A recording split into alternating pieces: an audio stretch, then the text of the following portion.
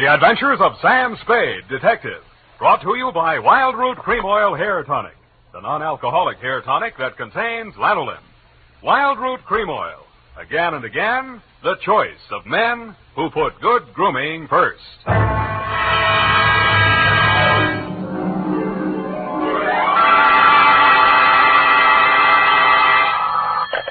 Sam Spade Detective Agency. Bernadine, anything wrong? You sound almost human. It's not Bernadine, Sam. It's me, Effie. F. But I'll tell Bernadine about your compliment. How are things? Well, I've made out as best I could. I don't want you to think that I begrudged you a vacation. After all, you have worked hard. You did deserve it. Sam Spade, is that all you have to say to me? I'm not putting the blame on you. After all, it is a state law, so I can hardly accuse you of letting me down at a time when I needed you most. Well, you might at least ask me if I had a good time. I'm sorry if your conscience bothered you. Oh, well, it didn't. I had a divine time, and I met all sorts of interesting people. Mostly men. You don't say. What else? Well, it was this desert ranch, you know, with a lot of buttes around. You mentioned those. No, Sam, no.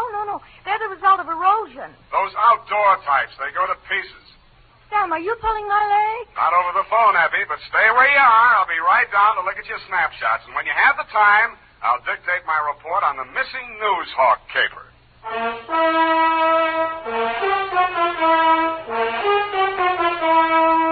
Dashiell Hammett, America's leading detective fiction writer and creator of Sam Spade, the hard-boiled private eye, and William Spear, radio's outstanding producer-director of mystery and crime drama, join their talents to make your hair stand on end with the adventures of Sam Spade. Presented by the makers of Wild Root Cream Oil for the hair. Wild Root Cream Oil. That's the famous name to remember, men, next time you buy hair tonic. And look what Wild Root Cream Oil does for you. It grooms your hair neatly and naturally. Wild Root Cream Oil also relieves dryness and removes loose, ugly dandruff. Yes, men, Wild Root Cream Oil is your shortcut to really handsome hair. So be smart. First chance you get Wild Root Cream Oil Hair Tonic. Again and again, the choice of men who put good grooming first. And now, with Howard Duff starring as Spade, Wild Root brings to the air the greatest private detective of them all, in the adventures of Sam Spade.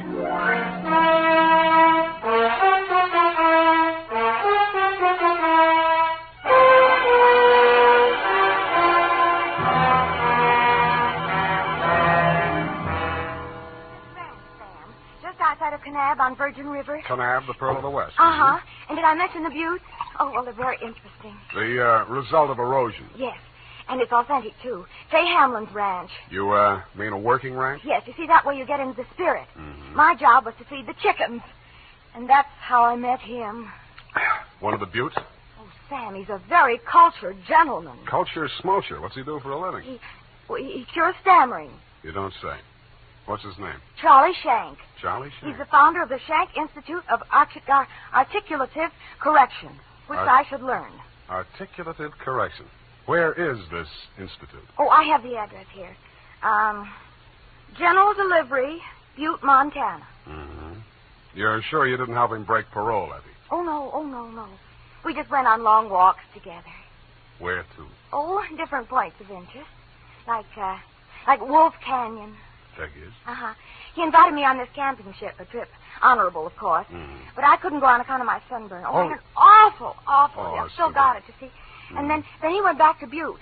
He had to leave in such a hurry he couldn't even say goodbye. Wow. It was a pity, too, because an old friend he hadn't seen in years came looking for him just a few minutes later. With a warrant?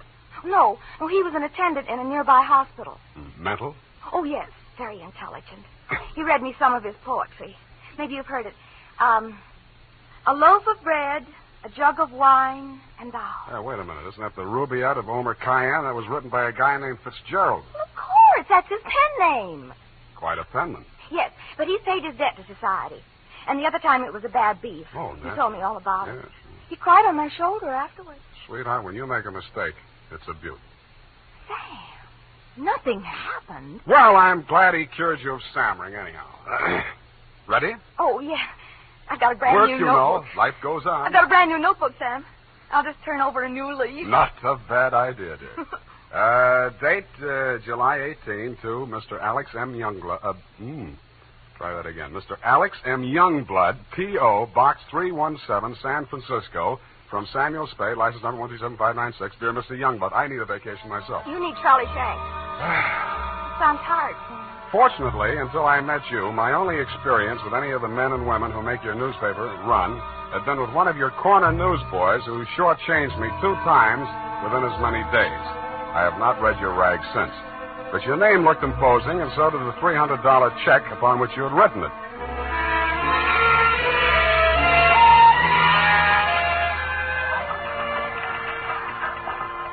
Per your instructions, promptly at 4 p.m. on the 15th inst., I munched through the litter of your city room toward a door marked A.M. Youngblood, publisher, managing editor, and city editor.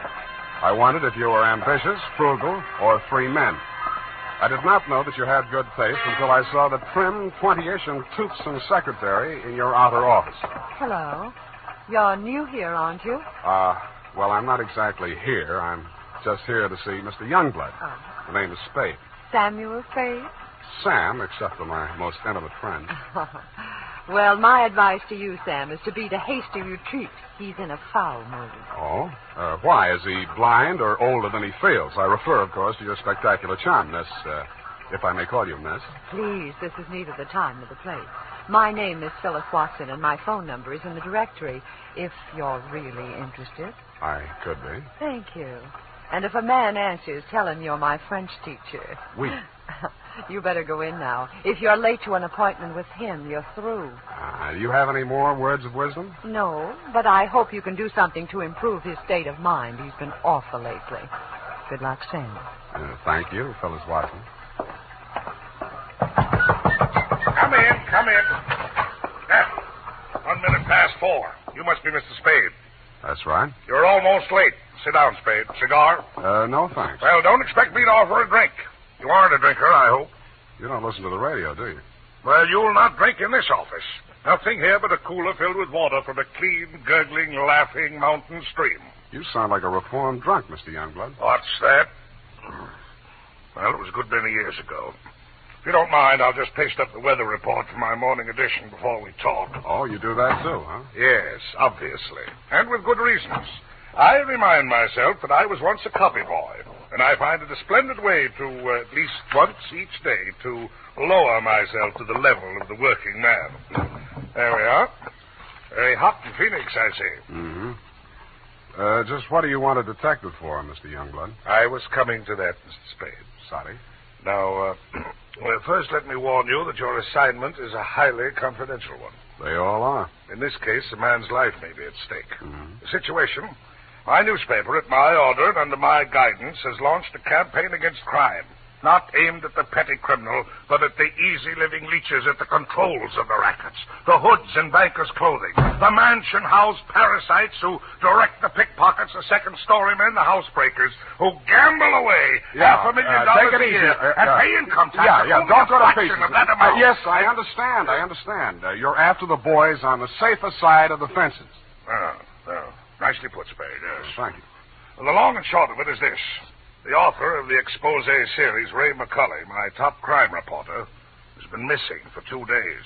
I want you to find him.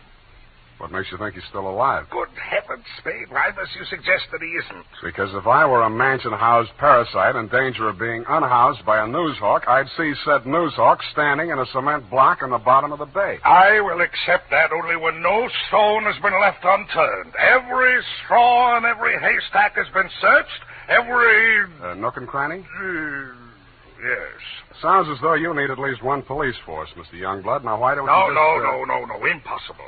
We've already had a brush with the police over the expose. I'll not be dictated to at this stage of the game. I started this investigation, and I'll finish it alone. Well, it's a pretty big order, Mr. Youngblood, but times are tough. I'll see what I can do. Good. I hereby turn over to you all the resources and power of this, my newspaper. When one of my reporters is in trouble or danger, sir, I will spend every penny of my fortune, if necessary, to deliver aid and succor to his side.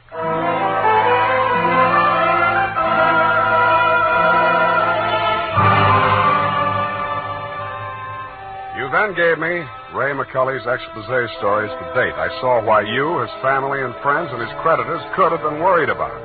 They were hot. One followed a stolen car from the time of the heist through the alteration of the body color, tire brands, license number, motor serial number to the time it was shoved onto a used car lot. They named names all the way through. And another did the same to the firm of Otter, Badger, and Mole, furriers, and alleged manufacturers of coats from clouted pelts. Ray McCully had dropped out of sight right after that story had been published. So I left your office hoping that I'd reach the address of Otter, Badger, and Mole before closing time. I did. The plushy showroom was occupied by a dozen attractive fur-bearing models, female, but wax. The live models, male, were wearing padded shoulders, pointed shoes, and coats tailored for underarm artillery. They would have looked more natural at Madame Tussaud's waxworks, Bertram the burglar section. Hey, oh, hey, what'll it be? Something for the little woman? Where do I find Mr. Otter? You the law? Leo sent me. He's in his office. Come on. Oh, wait a minute. Don't crowd me. You say you want to see the boss? On business. Stop nudging me with a rod. In there, hey, move. Okay. Hey, boss. Yes, Woody? Here's Joe here to see you. Leo sent him. Well, nudge him in, Woody. No nudging, Woody. Well. So Leo's sending a man to see me. I wonder why. If you'll comb this character here out of my hair, I'll try and tell you. Sit down, Woody. Thanks. You're new in town. Yeah, that's why Leo sent me. A local muckraker named Ray McCully interviewed you. He also interviewed Leo, but it didn't get printed yet. Leo wants to find him. So do I. How can I help? Well, he walked out of here, went to his hotel, wrote the story, and mailed it in. That's the last anybody's seen of him. Leo was just sort of hoping that you'd already taken care of him. Not yet. That's all I wanted to know. Thanks. Just a moment. Yeah? Leo's sending you out alone? Why not? That's a tough boy, that McCully. He's got plenty of protection. That's what you need. What kind of protection? Go along with him, Woody. Who, me? You're Woody, aren't you? Now, look, Mr. Otter, I don't want to look a gift horse in the mouth, but the way I see it, this is a lone wolf type caper. Hey, what's the matter, hey? You think I'm too good for you? Well, Woody, I wouldn't say that. Good. It's settled then. Take care of him, Woody, and don't mix it up with any of Leo's boys. If he's out to get that rat McCully, he's our friend.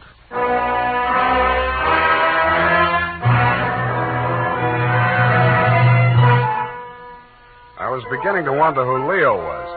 I'd grabbed the name off a calendar on the wall, Leo's Van and Storage. I didn't know whether he was the Leo Mr. Otter didn't like, and I hoped I wouldn't find out. The best way I could think to keep from finding out was to shake Woody. On the way uptown, I walked him past 4 police stations. Crossing Market Street, I pushed him straight into the arms of a traffic cop who begged his pardon and let me off with a warning. At the Blue Bottle Bar and Grill, I gave Joe, the bartender, the Mickey Finn sign, but Woody liked it. He ordered another. Then he said he knew a place on Columbus where the drinks were even better. It was called Leo's Place. I wondered if that meant anything. Hey, oh, hey. Who, me, huh? I want your drink. Don't you like this joint? Yeah, sure, it's fine. We're not getting anywhere, though. You really take your work serious. Me, when I go gun for somebody, I go where I'm least likely to succeed. You live longer. Yeah. Woody, what do you know about this guy, McCully? You hear the boss. He says he's a rat. Yeah, but he said he's got plenty of protection. Who's furnishing it? Well, you see, there's a... Boy, oh, boy. Look at what just walked in. I looked. What I saw was not disappointing. She was wearing a skin-tight black satin with a plunging neckline and a new look only in places where it didn't matter. But she still looked enough like your secretary, Phyllis Watson, to be out of place in Leo's place. She didn't stay there long. She made a beeline through the kitchen to the rear exit. I made a beeline right after her. Woody was breathing down my neck as I started up the rickety outside stairway at the back of the building. I stopped the landing and turned around to face him. See you later, Woody. I didn't wait to see if he made it all the way to the bottom of the stairs. I was more interested in what was going on at the top. A door had opened, and Phyllis stepped inside. The man who let her in looked like Ray McCully. Who are you? The name is Spade. I don't know that name. Your boss hired me to find you. Private Dick? Yeah. Can I talk to you for a minute? Sure. Put your hands behind your neck and walk up slow. Okay. All right. Go inside. What's the matter? You're not acting glad to see me. This is the guy, fellas. Yes. Alex hired him this afternoon. There, you see. Now, what do you want me to tell Youngblood? You're not going to tell anybody anything. Oh. It caught me right behind the ear. The last thing I saw was that plunging neckline as Phyllis rushed forward. I didn't know whether she was rushing to my rescue or to get in a few licks of her own. 5 seconds later, I didn't care. As the design of the linoleum slammed up at me, I had just time to wonder why, of all the people who were looking for Ray McCully, I had to find him. Then I was out. Boing. Maced for my pains.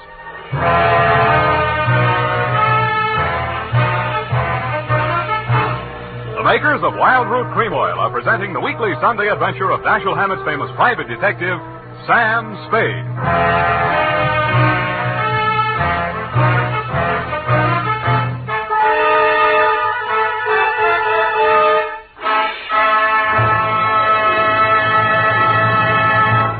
If you want the well-groomed look that helps you get ahead, socially and on the job, listen.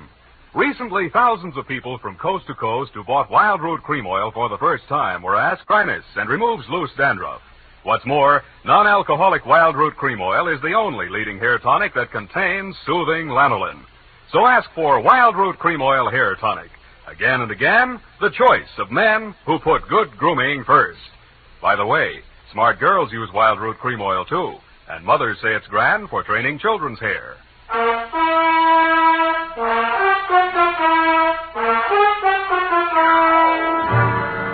And now, back to the missing Newshawk caper. Tonight's adventure with Sam Spade.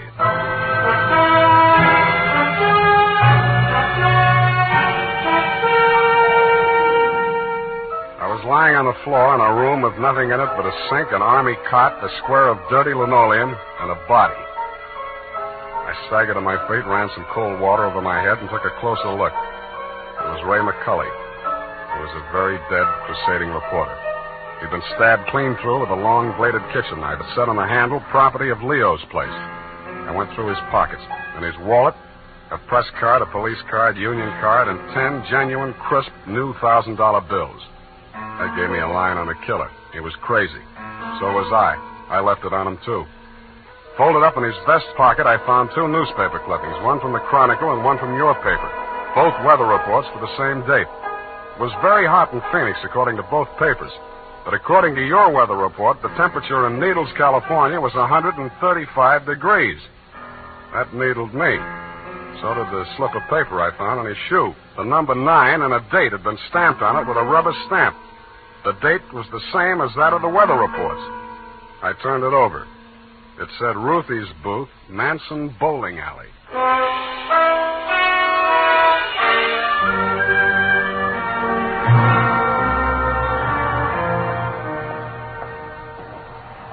Don't tell me yes. You're the cigar type. Coronas or Panicellas? Thanks. I'm just shopping. I got a nice line of notions. So have I. No, I mean the dolls, the Hollywood dolls. You know, for the bed, only $1 plus tax. Very reasonable. Say, what's on your mind? Leo sent me. Oh. Are you going to collect the slips hereafter? Well, not tonight. You see, I'm sort of a troubleshooter. Leo's checking up on some of the numbers that didn't come out right. Listen, I'll tell him to his face I don't want any part of those wrong numbers. They're scary. Nuts. Who bought this one? Let me see. Oh, last Thursday. Oh, number 9. How can I forget? He put $500. And honest, if he's been around once, he's been around 100 times to see if it paid off. Did it? What's his name? Mr. Spinelli. He buys a slip every day. And if you ask me, he's learned a system. Because he's been winning, you know. Dimes and then $1 and then $5. And then when he come in with 500 on number 9 until he dropped dead, did it win? Where does he live? It did. Wait, I'll look on the sheet. Hey, somebody else was in just this afternoon. Give me that address. Hurry up, will you? It's right around the corner on Manson, 810. Say, maybe that's his system, 8 and 1. Don't that add up to 9? Hey, what's the matter? Where are you going in such a rush?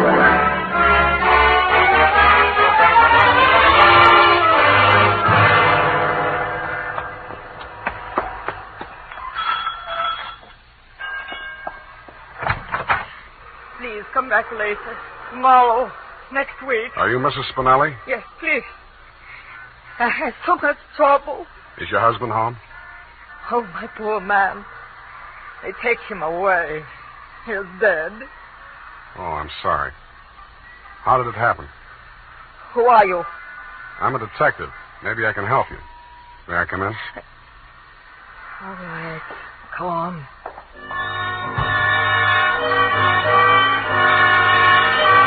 It took quite a while to gain her confidence, and after that it took still quite a while to piece together the grief-stricken grumble of words that poured out of her. When I got it down in the form of a statement, I asked her to read it over. Item: statement by Mrs. Arturo Spinelli.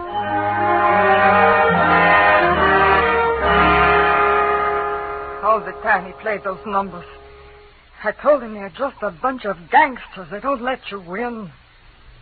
Then he met this man McCulley, a writer for the newspaper. My husband says this man shows him how to win. He wins and wins. Then he goes to the bank and takes out all our savings. I begged to him not to do it. But no, he was greedy. And this McCulley poisoned his mind. Sure, he won. He brought the money home in his hand. $10,000. I don't want it. I'm scared. I took it while he was sleeping with wine and gave it to the men. I tell him all I want is the 500. He tried to tell me we do good. We help catch the big gangsters. I say we don't want to do so good we get murdered in our beds. So he says, okay. But if I change mine, here is address. I don't change my mind. Because already my husband, he is dead. At home. Stabbed. No, I don't change my mind.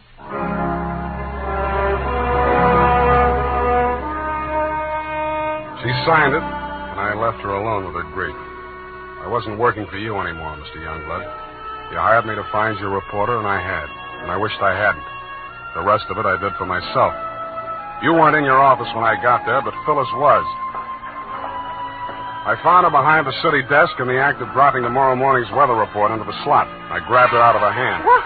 Oh, it's you. Where's your boss? At home, I guess. We'll talk in his office. Come on. Sam, I can explain how I You're happened going to be... explain plenty before I'm finished with you. Sit down. Oh, you... I don't have to be so rough. What's the matter with you? Plenty. I'm stupid. I was stupid to take this job, and I was stupid to play it cagey with you. I should have beaten the story out of you before the trouble started. It's a little late in the day now, but not too late to send you up for McCulley's murder. Oh, you're insane. Ray McCulley was... I'm the only one who ever tried to help And you. I'm the only one who can place you in that room, not 10 minutes before the murder. I told you I can explain Stop why... trying to save your own skin. Spinelli was only one of 500,000 poor dumb yucks that lose their nickels and dimes and dollars every day in the policy racket. Only he had the bad luck to win. There won't be any more lucky dead people like him if I have to make a patsy out of you to stop it. It won't stop it. Nothing will. Ray talked big and brave like you. Now he's dead. Yeah, with $10,000 dirty money in his wallet. I won't let you say things like that. Ray was an honest reporter, too honest. He thought Youngblood meant what he said about that cleanup campaign. Yeah, he did. He wanted to run this town by himself, clean up his competition. When Ray started collecting material on the numbers racket, he still thought Youngblood was on the level. But that was before he stumbled onto the thing about the weather report. Yeah, that was a new one. The old Dutch Schultz mob used to add up the stock market quotations. If they cheated, they knew their customers weren't good enough at arithmetic to prove it. But who knows how hot it is in Phoenix unless they live there. I don't know what you're talking about. Listen, that's how the number game works, sweetheart. The suckers pick a number from 1 to 10, see? The operators tally up the slips, and the least popular for that day has to win. The weather report doesn't have to pass through the copy desk, and with Youngblood pasting it up with a few strategic corrections, it was easy to make their winners look as if they were on the level. Oh. But, of course, you had no way of knowing that. You only watched them do it day after day. You know, I couldn't understand why he did those things. It seemed silly falsifying a weather report, but it didn't seem as if it could do any harm. What did you meet McCulley for? To get your cut of the 10 grand Spinelli was killed for? How dare you? I went there to warn him about you. Who killed him? I don't know. You're lying. All right, I'm lying. But I can prove that Ray was on the level. I've got the proof right here. The whole story he wrote on the numbers racket, even naming Youngblood as the head of it, his own publisher. I went there to get it. I was going to take it to another newspaper. Why didn't you? I can't tell you that. You don't have to. Mrs. Spinelli was confused, grief-crazed. She had to put the blame on somebody, and when she did, she got her revenge the only way she thought she could. She may have been right about that. that she killed the wrong man. Why didn't you tell me you knew who killed Ray? I wanted to give you a chance to tell me yourself. I'm glad you didn't.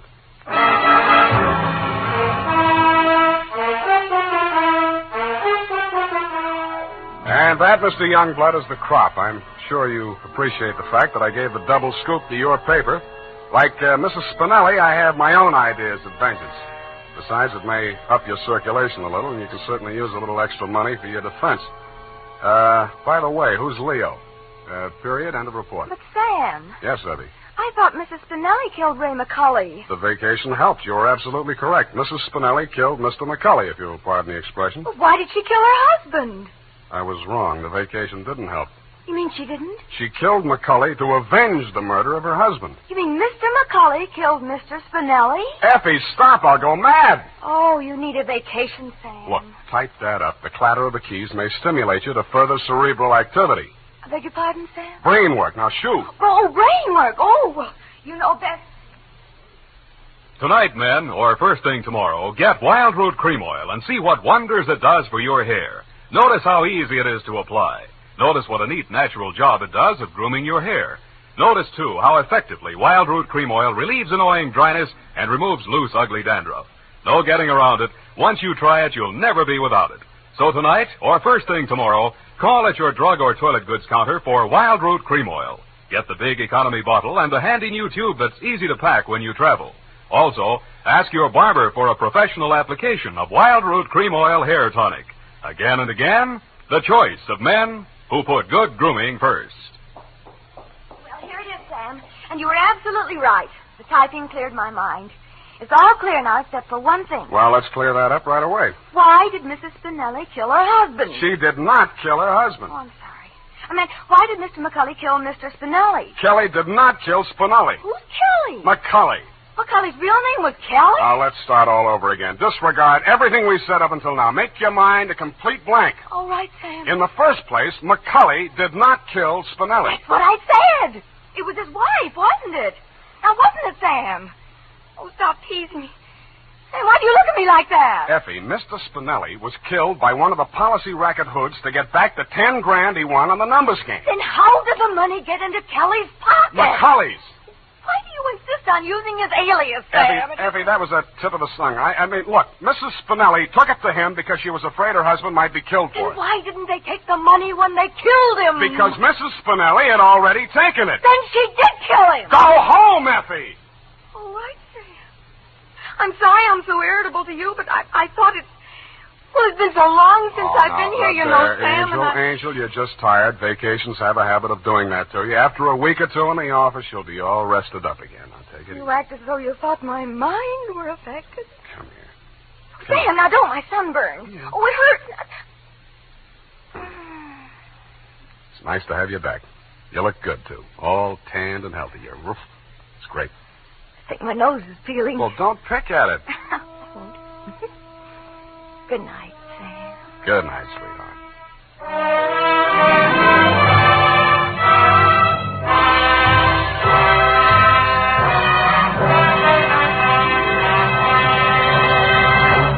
The Adventures of Sam Spade, Dashiell Hammett's famous private detective, are produced and directed by William Spear. Sam Spade is played by Howard Duff. Lorene Tuttle is Effie. The Adventures of Sam Spade are written for radio by Bob Tallman and Gil Dowd, with musical direction by Lud Gluskin. Gil Dowd directed tonight's broadcast in William Spear's absence. Join us again next Sunday for another adventure with Sam Spade, brought to you by Wild Root Cream Oil.